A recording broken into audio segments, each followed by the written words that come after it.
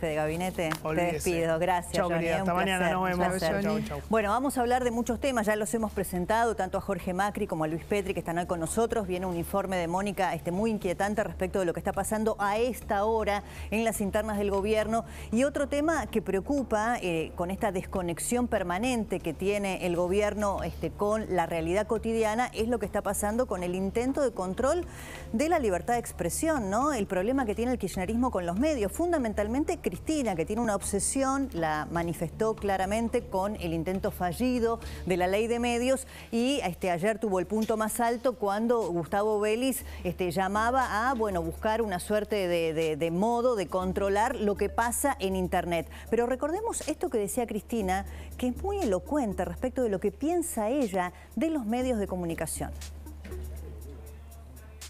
En Argentina muchas veces, con algunas determinadas políticas mediáticas y comunicacionales, hay que andar explicando hasta lo que es obvio. Hace tiempo que están nerviosos y tratan de poner nerviosos a todos los argentinos, porque si se pusieron nerviosos ellos, pero muchas veces con las cosas que hacen, terminan poniendo nerviosos y mal al resto de nuestros compatriotas. Los que estamos en política tenemos el cuero duro y ya estamos acostumbrados. Pero la verdad que los argentinos y las argentinas se merecerían mejores medios de comunicación para que no los amarguen tanto, ni los irriten, ni los pongan tan histéricos a todo el mundo muchas veces por cuestiones que ni siquiera son verdad. Bueno, Cristina dice los argentinos se merecen mejores medios de comunicación. Como se quedó corta, porque con los medios de comunicación solamente no alcanza, Gustavo Vélez dijo que había que controlar también lo que pasa en Internet. Por supuesto que eso generó una ola generalizada de repudios de muchos dirigentes opositores. Le vamos a pedir en un segundo nada más, tanto a Jorge Macri como a Petri, que están con nosotros, que nos den su perspectiva respecto de este tema. Muchos de ellos ya lo han manifestado a través también de las redes. Pero fíjense ustedes lo relevante que es este tema que hoy, por ejemplo, posteó el expresidente Mauricio Macri, ¿no? Respecto de lo que es una afrenta a la libertad de expresión, y así es leído por la mayoría de la dirigencia opositora. Mauricio Macri decía lo siguiente en un posteo que hizo en una de sus redes sociales: desde mi punto de vista, el único límite que debe existir para las expresiones públicas en redes sociales o en cualquier plataforma de comunicación son los contemplados por la Constitución Nacional y el Código Penal, y la facultad de intervenir de la justicia civil en los casos que corresponda. Todo lo demás es censura o vigilancia. Y en este mismo posteo Macri decía: yo nunca he bloqueado a nadie de mis redes sociales como sí lo han hecho tanto Cristina Kirchner como el propio Alberto Fernández. Y hacía una cita respecto del título, decía: soy un absolutista de la defensa de la libertad de expresión. Una frase que él dice tomó de Elon Musk. Pero fíjense que le contestó hoy Gabriela Cerruti, la portavoz a Mauricio Macri, a propósito de este posteo que ocurrió ahora, hace un ratito nada más. Gabriela Cerruti, en declaraciones públicas, dijo: seguro absolutismo tiene otro significado en inglés.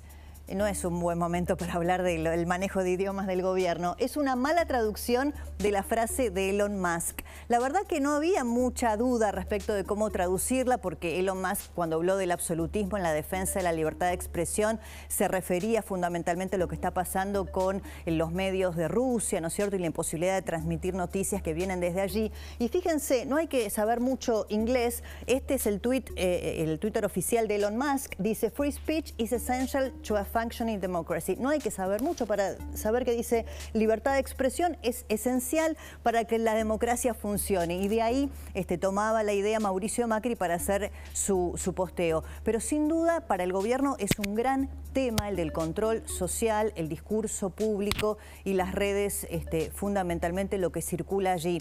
Yo decía, ¿cómo no va a ser importante lo que pasa en las redes sociales? ¿Cómo no le va a preocupar a Cristina Kirchner y al gobierno en su conjunto si un tuit pudo haber cambiado la historia? ¿Se acuerdan ustedes en esa madrugada del 19 de enero cuando el periodista Damián Pacher publicaba el siguiente tuit y la consecuencia que eso tuvo?